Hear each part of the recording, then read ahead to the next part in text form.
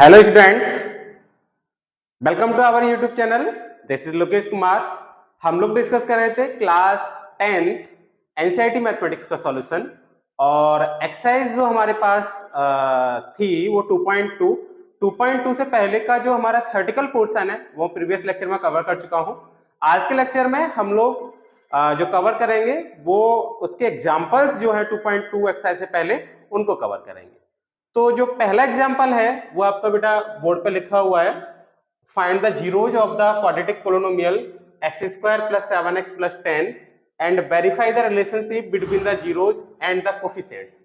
ये हमारा first example है, मतलब एनसीईआरटी में देखोगे तो एग्जांपल नंबर 2 लिखा हुआ है, ये 2.2 से पहले का एग्जांपल है। ठीक है, सबसे पहले मैं कल का जो हमारा कंक्लूजन था उसको एक बार समराइज कर देता हूं जिससे कि आपको कुछ याद हो जाएगा। ठीक है, उस लेक्चर को जरूर देख लीजिएगा।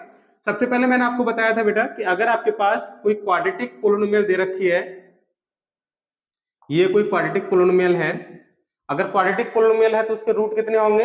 2 रूट्स होंगे, एक होगा अल्फा और एक होगा बीटा, है ना। रूट्स कितने होंगे आपके? 2। ये मैंने सपोज कर लिए हैं, अल्फा बीटा फिक्स नहीं है। कोई भी क्वाड्रेटिक पोलिनोमियल है उसके 2 रूट होंगे क्योंकि उसकी डिग्री 2 है, जितनी डिग्री होगी उतने उसके क्या होता है, रूट या जीरोज होते हैं, इनको जीरोज भी बोलते हैं। तो अब बेटा मैं यहां पर अगर सम ऑफ जीरोज निकालूं, सम ऑफ जीरोज, तो सम ऑफ जीरोज इसका मतलब निकला कि अल्फा प्लस बीटा, ये अगर आप निकालते हो तो ये हमारा माइनस बी अपॉन ए के इक्वल आता है। किसके इक्वल आता है? माइनस बी अपॉन ए के। ये मैंने आपको कल प्रूफ भी करके दिखाया था, है ना, ये मैंने कल आपको प्रूफ भी करके दिखाया था। बी क्या है बेटा? बी है कोफिशिएंट ऑफ एक्स, ये लिखा था ना, alpha plus beta is equal to coefficient of x minus आप ऊपर फिर लिखोगे coefficient of x upon coefficient of x square, coefficient of x square, ये मैंने लिखाया था बेटा। देखो ये b क्या है? x का कोफिशिएंट है तो मैंने लिखा है ना माइनस, ये लग रहा है कोफिशिएंट ऑफ x, और a क्या है? कोफिशिएंट ऑफ एक्स स्क्वायर, तो नीचे क्या आ गया? Coefficient of x square.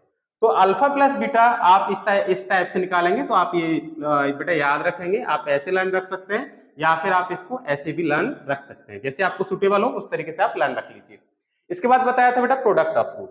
Product of root में आपको बताया था product of root, product of roots, तो यहां पर आप अल्फा इंटू बीटा निकालते हैं, product of root alpha into beta, जो कि आप निकालते हैं सी अपॉन ए से। कैसे निकालते हो बेटा? सी अपॉन ए से प्रोडक्ट ऑफ रूट को फाइंड आउट करते हो। तो यहां सी क्या है आपका, मतलब आप ऐसे याद रख सकते हैं, एक तो सी अपॉन ए की फॉर्म में, और आप ऐसे भी याद रख सकते हैं सी क्या है? सी है कांस्टेंट टर्म, सी क्या है? कांस्टेंट टर्म है। ठीक है बच्चों, सी आपका क्या है बेटा? कांस्टेंट टर्म, तो ऊपर लिखोगे कांस्टेंट टर्म अपॉन ए क्या है?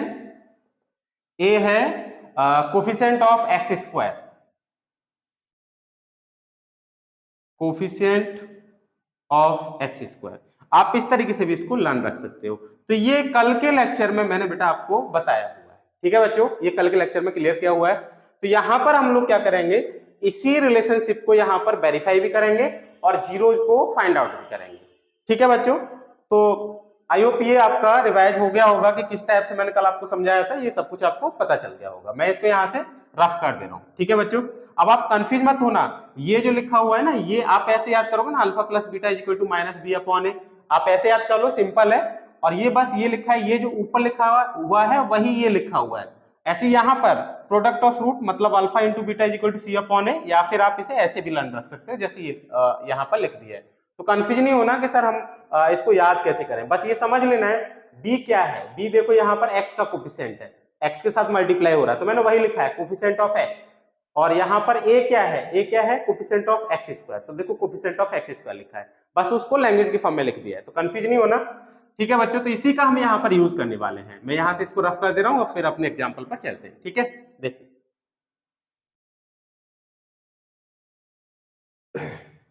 Find the zeros of the quadratic polynomial. यहां पर आपको एक क्वाड्रेटिक पोलिनोमियल गिवन है।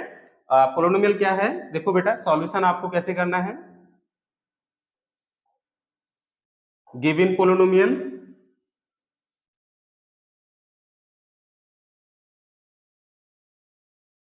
px इज इक्वल टू, आप अपनी ओर से px fx कुछ भी मान लीजिए, कोई दिक्कत नहीं होती है ना, मैं px मान के चल रहा हूं, is equal to x square plus 7x plus 10। ये आपके पास पोलिनोमियल गिवन है। अब इसको आपको इसके जीरोज फाइंड आउट करने हैं पहले तो, क्योंकि लिखा है ना फाइंड द जीरोज, तो पहले तो इसको जीरोज फाइंड आउट करना है और बाद में इसके रूट निकालने हैं और फिर रिलेशनशिप को वेरीफाई कराना है। तो बच्चों अब आप जीरोज कैसे निकालेंगे, तो सबसे पहला काम हमारा होगा इसको फैक्टराइज करना। क्या काम रहेगा, इसको फैक्टराइज करना। कैसे करना है, इसका कोफिशिएंट है 1 और यहाँ पर 10 से मल्टीप्लाई हो रहा है, तो बेटा 10 का और 1 का मल्टीप्लाई करो तो 10 इंटू 1 इज इक्वल टू 10। सबसे पहले तो आप इनका मल्टीप्लाई कर लोगे, फिर इस 10 को ऐसे दो पार्ट में ब्रेक करो कि इन दोनों पार्ट का सम 7 आ जाए और उन दोनों पार्ट का मल्टीप्लाई 10 आ जाए। तो यहाँ पर सिंपल सा मुझे दिख रहा है 2 इंटू 5 अगर आप करते हो तो 2 इंटू 5 10 आ जाएगा और 2 प्लस 5 करोगे तो कितना आ जाएगा, 7 आ जाएगा, है ना। तो ये मिडिल टर्म हमें स्प्लिट करना होता है, ध्यान रखिएगा। तो मिडिल टर्म को हम स्प्लिट कर रहे हैं, ये आपको ध्यान देना होगा। यहाँ पर हम 7 ही क्यों लेके आए, 7 इसलिए लेके आए क्योंकि मिडिल टर्म हमें 7 दे रखा है, तो इसलिए हमें इन दोनों टर्म को जिनका हम मल्टीप्लाई करके 10 लेके आ रहे हैं और उन दोनों टर्म का सम जो आ रहा है वो 7 आना चाहिए, क्योंकि मिडिल टर्म में 7 है।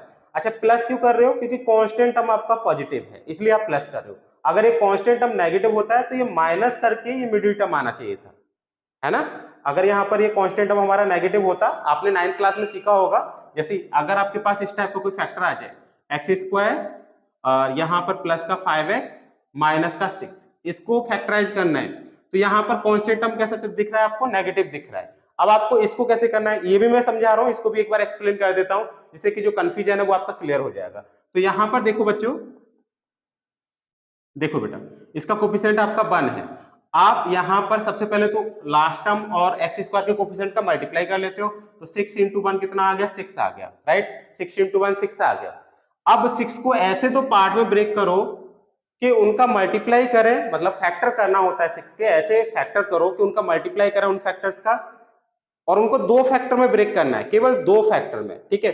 6 को दो फैक्टर में ब्रेक करना है और ऐसे दो फैक्टर में ब्रेक करना है कि उनका मल्टीप्लाई करें तो 6 आ जाए और उन दोनों फैक्टर को प्लस करें तो कितना आ जाए, 5 आ जाए। सॉरी माइनस करें, तो यहाँ प्लस नहीं करेंगे, माइनस करना पड़ेगा क्योंकि कांस्टेंट टर्म नेगेटिव है। जैसे यहाँ कांस्टेंट टर्म पॉजिटिव है तो इन फैक्टर को प्लस करने पर मेरे पास 7 आ रहा है, ऐसे यहाँ पर कांस्टेंट टर्म हमारा नेगेटिव है तो फैक्टर को माइनस करने के बाद ये मिडिल टर्म आना चाहिए, मतलब 5 आना चाहिए। तो यहाँ आप एक चीज देखो, जैसे आप इसको फैक्टराइज करते हो तो जैसे प्राइम फैक्टर कर लेते हैं ना, 2 3 या 6 3 1 3 और फिर बना आगे तो फैक्टर आपके पास 2 3 1 हो गए, यही फैक्टर बन गया आपके पास। अब आप यहाँ पर इसको दो पार्ट में ब्रेक करोगे, ठीक है। ऐसे दो पार्ट आपको देखने हैं कि जिनका जो पार्ट का डिफरेंस है, जो माइनस करने पर एक पार्ट में से दूसरे पार्ट को माइनस करें तो 5 आ जाए और उन दोनों पार्ट का मल्टीप्लाई करें तो 6 आ जाए। तो यहाँ पर आपको दिख रहा होगा, देखो एक तो बनेगा 2 इंटू 3, 2 ये ले लिया और 3 बन जाए 3, है ना। 2 इंटू 3 कितना आ गया, 6 और 2 प्लस यहाँ पर अब आप देखोगे, मैं कह रहा हूं कि कांस्टेंट टर्म नेगेटिव है तो एक फैक्टर में से दूसरे फैक्टर को माइनस करें, मतलब बड़े वाले फैक्टर में से छोटे वाले फैक्टर को माइनस करने पर 5 आना चाहिए, जबकि यहां पर आप माइनस करोगे तो आपके पास कितना बचेगा, 1 बचेगा, ना कि 5 आया। इसका मतलब ये वाला तो हमें नहीं लेना, ये वाले जो पार्ट हैं, ये दो फैक्टर हैं, ये नहीं, मतलब यहाँ पर फिट नहीं बैठेंगे। अब बच्चों आप एक काम कर लीजिए, अब ये नहीं बना तो ये तो बन सकता है ना 2 3 या 6 और 1 इंटू 1, तो 1 इंटू 6 तो 6 हो गया और 6 में से 1 को माइनस करोगे तो 5 भी आ जाएगा। तो यहां पर आपका मिडिल टर्म जो स्प्लिट हुआ वो कैसे हुआ, x square plus 6 minus 1x minus का 6। तो कांस्टेंट टर्म अगर नेगेटिव है तो मिडिल टर्म आपको देखो माइनस करके मिडिल टर्म को लेके आना होता है, लेकिन अगर कांस्टेंट टर्म आपका पॉजिटिव है तो आपको बेटा देखो मैं यहां पर बता रहा हूं 10 के फैक्टराइज किए, 2 इंटू 5 7 हो गया, 2 इंटू 5 10 हो गया और 2 प्लस 5 7 हो गया, है ना। तो मिडिल टर्म आपका 2 प्लस 5 में ब्रेक हो गया। तो px is equal to x square 2 plus 5x plus का 10, x square 2x 5x plus का 10, px इज इक्वल टू, ठीक है। यहां से आप x कॉमन ले लो तो x प्लस 2 हो गया, यहां से आप 5 कॉमन ले लो तो बेटा ये भी x प्लस 2 हो गया। तो px इज इक्वल टू आपके पास आ गया x plus 5 and x plus 2, ये आपके पास फैक्टर हो गए बेटा, ये क्या हो गए, फैक्टर हो गए। अब आपको जीरोज निकालने हैं, क्या निकालना है बेटा, जीरो, जो कि मैंने आपको प्रीवियस लेक्चर में बताया हुआ है। बेटा एक एक वीडियो बहुत ज्यादा इंपॉर्टेंट है, तो आप लोग कोई भी वीडियो स्किप ना करें, हर एक वीडियो को ध्यान से देखें, ठीक है। तो यहां पर जीरोज कैसे निकालने होते हैं, फॉर जीरोज।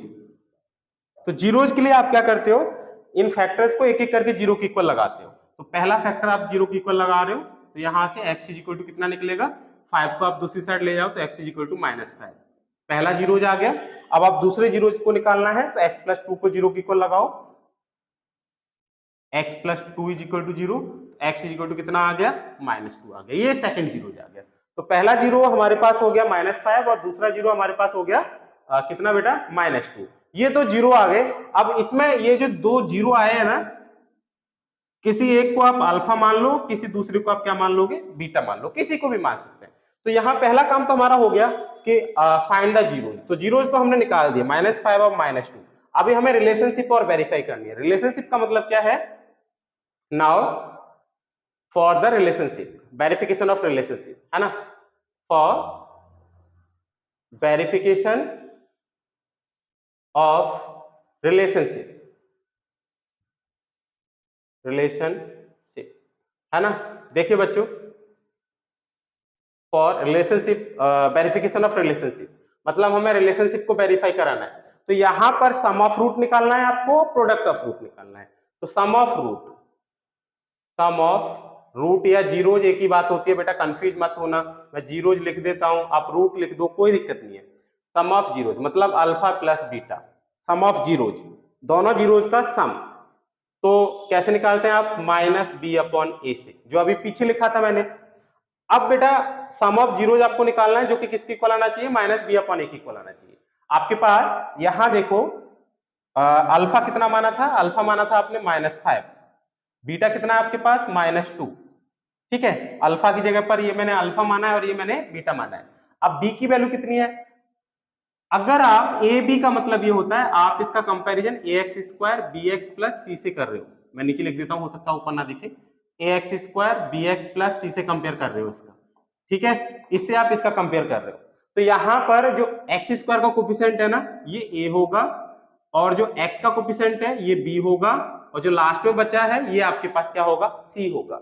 अब बच्चे यहां पर देखिए -b/a, तो b की वैल्यू आपको कितनी दिख रही होगी, b की वैल्यू 7 है, तो यहाँ 7 लगा दीजिए। और a की वैल्यू कितनी दिख रही है बेटा, एक मतलब x² का जो कोफिशिएंट होता है ना वो a होता है, तो यहाँ पर a की वैल्यू कितनी है, 1 है, तो वो 1 लगा दोगे आप। तो ये हो गया -5 -2 -7, और इधर भी कितना आ गया, -7 ही आ गया। तो यहाँ पर आप देख रहे हो कि सम ऑफ जीरो जो हुआ वो कितना बेटा, यहाँ पर वेरीफाई हो गया कि सम ऑफ रूट, हम रूट निकाल के जब इनको सम कर रहे हैं तो वो भी -7 आ रहा है, और -b/a से कर रहे हैं तो वो भी -7 आ रहा है। तो ये हमारा फर्स्ट वेरिफिकेशन हो गया। इसके बाद आप देखिए प्रोडक्ट ऑफ रूट को, है ना, प्रोडक्ट ऑफ रूट्स। तो प्रोडक्ट ऑफ रूट में आप अल्फा इंटू बीटा से निकालते हो, जो कि किसके इक्वल होता है, c/a से इक्वल होता है। ठीक है, अब यहाँ अल्फा की वैल्यू कितनी थी, -5, तो अल्फा की वैल्यू आपने लगा दी -5, और बीटा की वैल्यू कितनी थी, -2, तो बीटा की वैल्यू आप -2 लगा दो। ठीक है, अल्फा इंटू बीटा आ गया। अब c/a, c की वैल्यू कितनी है बच्चों, c की वैल्यू है आपके पास 10, c की वैल्यू है 10 और a की वैल्यू है 1, तो 2 5 जा 10, तो 10 इज इक्वल टू 10। तो यहां पर आप देख रहे हो, यहां पर प्रोडक्ट ऑफ रूट भी हमारा वेरीफाई हो गया। तो ऐसे क्वेश्चन जो होते हैं जहां पर हम जीरोज को वेरीफाई करते हैं, तो बेटा ऐसे पहले तो आप जीरोज को फाइंड आउट कर लोगे, और इस तरीके से आप लोग क्या करोगे, उन जीरोज को वेरीफाई करके दिखा दोगे। आई होप आपके समझ में ये एग्जांपल आ गया होगा। तो इस लेक्चर में मैं केवल इसी एग्जांपल को यहाँ पर डिस्कस कर रहा हूं। अगर ये लेक्चर हमारे पसंद आ रहे हैं तो बेटा वीडियो को लाइक और शेयर करना बिल्कुल मत भूलिएगा, और चैनल को सब्सक्राइब जरूर कर लीजिएगा, क्योंकि हम लोग इस चैनल में free of cost quality content आपको प्रोवाइड कराएंगे। फुल एनसीईआरटी का सॉल्यूशन आपको बेटा मैं देने वाला हूं। ठीक है, तो आज के लिए बस इतना ही, बाकी का कवर करेंगे नेक्स्ट लेक्चर में। Thank you so much for watching.